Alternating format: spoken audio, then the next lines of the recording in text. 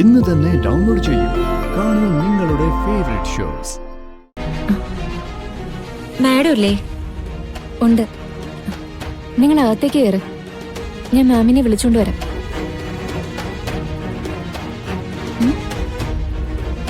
വാ.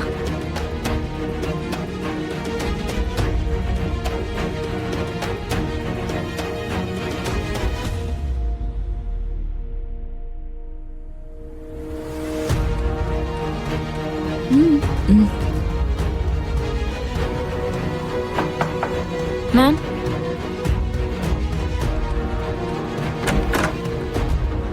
മാം, സുനന്ദയും ആ പെൺകുട്ടിയും വന്നിട്ടുണ്ട്. ഞാൻ തൊട്ടടുത്ത് നിന്ന് കണ്ടു മാം. ഗാഥ മാഡമായിട്ട് ഒരു വ്യത്യാസവും ഇല്ല.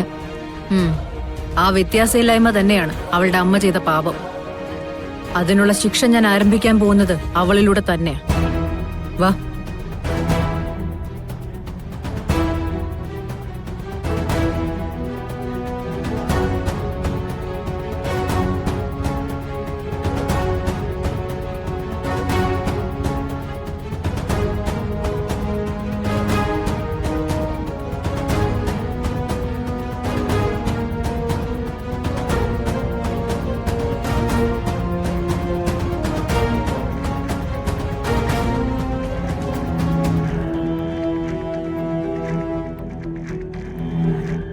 എന്തിനാ ഇവിടെ നിൽക്കുന്നത്?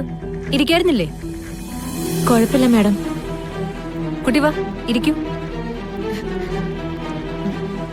വരൂ. ഓ വേണ്ട, ഞങ്ങളിവിടെ നിന്നോളാം. ഒരാളെ പോലെ ലോകത്ത് 7 പേരുണ്ടെന്നൊക്കെയാ പറഞ്ഞു കേട്ടിട്ടുള്ളത്. എന്റെ ഗാഥമോളുടെ അതേ ഛായ തന്നെ നിനക്ക്. അതുകൊണ്ടാ നിന്നോട് എനിക്ക് വാത്സല്യം തോന്നിയത്.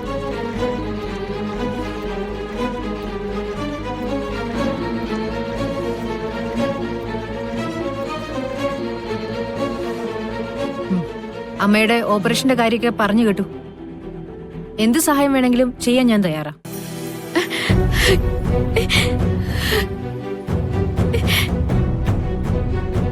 മാഡം, എന്റെ മകള് കരയുന്നത് എനിക്കിഷ്ടമല്ല.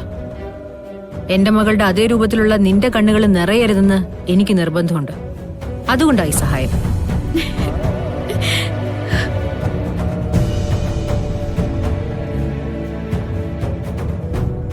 വലിയ ഉപകാരം മാഡം.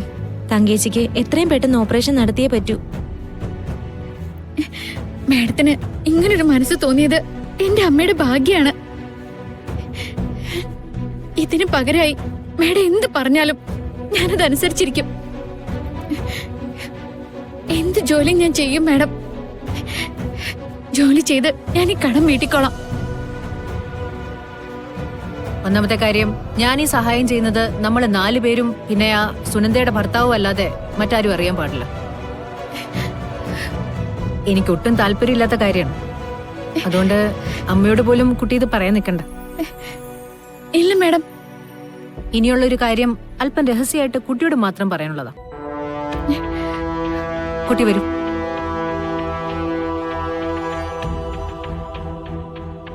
ചെല്ലു മോളെ.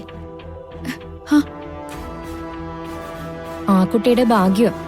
മാം ഇങ്ങനെയൊക്കെ സംസാരിക്കുന്നത് വളരെ അപൂർവം.